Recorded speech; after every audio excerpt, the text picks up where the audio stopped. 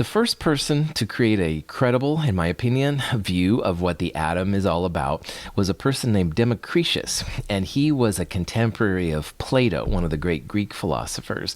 So again, this is a long time ago, more than 2,000 years ago, that these people were sitting around campfires, essentially. And remember, they didn't even have like indoor plumbing and stuff like that at that time, but they were philosophizing as to the nature of matter and all kinds of other things.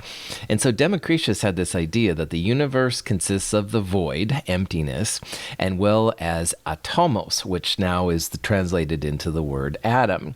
And he thought that atoms have structure and volume. And if you took something like gold, which was something they, of course, cherished at the time, you could cut gold up and up and up into halves and halves and halves until you finally get down to the smallest unit of matter. And if you cut that, it would no longer be gold. And this is amazingly akin to what we use in chemistry, because if you split apart an atom, you no longer have gold, you'll have something else. And gold, this is supposedly a quote from him, gold can be divided into smaller pieces only so far before the pieces no longer retain the properties of gold. And you can see in this little comic book thing that I found on the right-hand side, "You're a fool, Democritus. All men know that this gold is one solid piece." And he goes, "No, I believe that everything is made up of tiny particles we cannot see." Now, it's very unfortunate that Democritus's ideas didn't go forward at the time. And at the time, Plato and his student Aristotle created the idea of earth, air, fire, and water. And that was actually chemistry for way too long. But anyway, that's just the way things go. Scientists were able to come back to Democritus' ideas, and they consider him kind of a hero now of chemistry. Then we're going to fast forward many years until we get to around 1804, and John Dalton proposed his atomic theory in that time.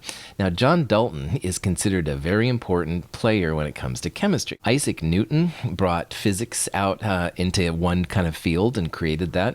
Sometimes people think of John Dalton as the Newton of chemistry because he really brought chemistry into the modern world. John Dalton was a colorblind scientist, and so he had to people help him with colors and stuff, but he was still able to create some fantastic ideas. He came up with some important concepts. One of them was that matter's composed of atoms, which is kind of like what Democritus thought almost 2,000 years ago. But he also went on to say that atoms of one element are different from other elements' atoms. So like helium atoms are different than hydrogen, and helium would be different from lithium, stuff like that. And he proposed that there would be some scale to measure them with. And this scale is now based around what's called an atomic mass unit, an AMU. And you can see down there at the bottom that an atomic mass unit is a very small amount of mass, 1.66 times 10 to the minus 24 grams. Now, a pound of something in our macroscopic world, a pound is about 454 grams. This is many, many orders of magnitude smaller, so it's very small. And sometimes they refer to the AMU as a Dalton, gets the symbol capital D sub A.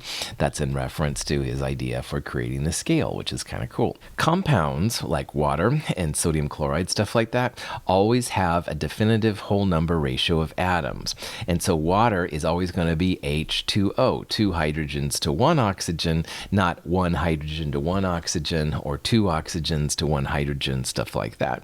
And this was important. No one would really have thought about that, but if you have a true compound, you have to have a definitive ratio of atoms, or else it'll be really crazy. He also proposed that atoms cannot be created or destroyed. And we're going to see that this is a realistic expectation most of the time, but not all of the time. If you're in the world of nuclear chemistry, you can actually transform one atom to the other. We'll talk about that in a future chapter.